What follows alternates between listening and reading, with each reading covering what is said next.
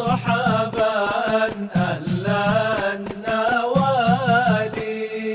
Ada dua tabi'in yang hidup di kota Basra yang sangat terkenal. Yang satu namanya Imam Muhammad bin Sirin dan Al-Imam Hasan Al-Basri, satu zaman. Ini karakternya berbeda. Muhammad bin Sirin terkenal orang yang suka bercanda, suka senyum. Al-Imam Hasan Al-Basri seumur hidup tidak pernah senyum. Mukanya selalu ya serius. Bukan karena ini kan beliau ajarkan nasihat tadi, inti akhlak yang baik mukanya manis.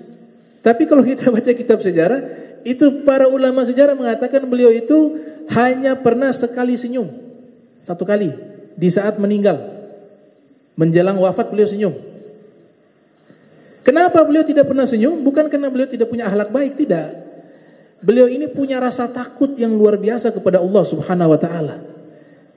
Takut, khaufnya terlalu tinggi dibanding roja. Seperti tadi air mata saya ini air mata pendosa. Jadi beliau merasa hidup di dunia ini dalam keadaan tidak aman. Maka berbeda dengan Muhammad bin Sirin yang banyak senyuman. Dicatat beliau hanya senyum satu kali menjelang wafat. Menjelang wafat beliau tersenyum. Makanya mereka heran. Kami belum pernah melihat Imam Hasan Al-Basri senyum kecuali di saat menjelang wafat.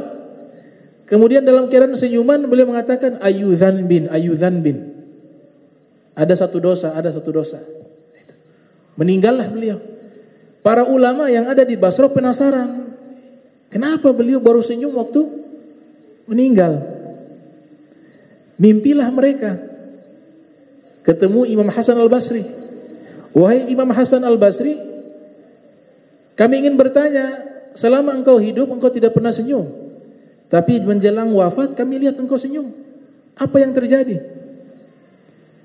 Kata Imam Hasan Al-Basri, saya tersenyum karena ketika saya meninggal tadi, ruh saya sudah mau dicabut, Allah perintahkan kepada malaikat, wahai malaikat, cabut ruhnya pelan-pelan, jangan kuat. Karena dia hanya punya satu dosa. Seumur hidup hanya punya satu dosa. Maka saya bahagia. Saya tersenyum. Kemudian saya tanya, ketika ruh sudah tercabut, saya tanya kepada malaikat pencabut nyawa.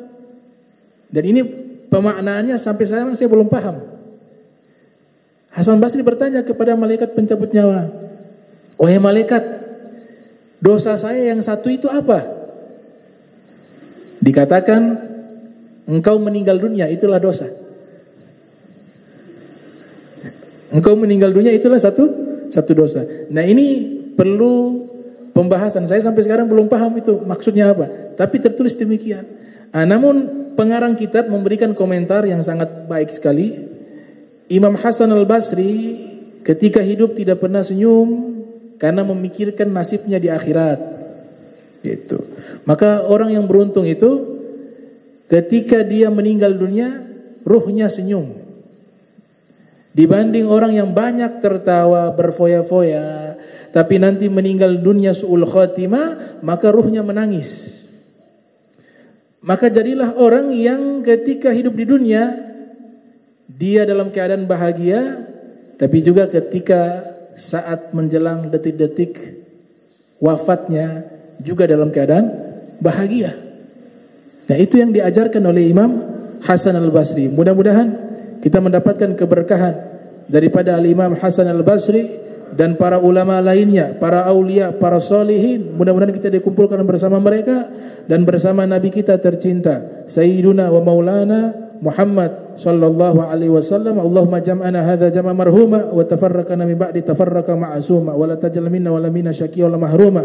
Allahumma nadhih qulubana anit ta'alluqi biman duna waj'alna min qaumin tuhibbuhum wa yuhibbuna. Subhanaka bihamdika asyhadu an la ilaha illa anta astaghfiruka wa atubu ilaik. Wa sallallahu alaihi Muhammadin wa ala alihi wa sahbihi wa baraka wa sallam wa lafu minkum. Wassalamu alaikum warahmatullahi wabarakatuh.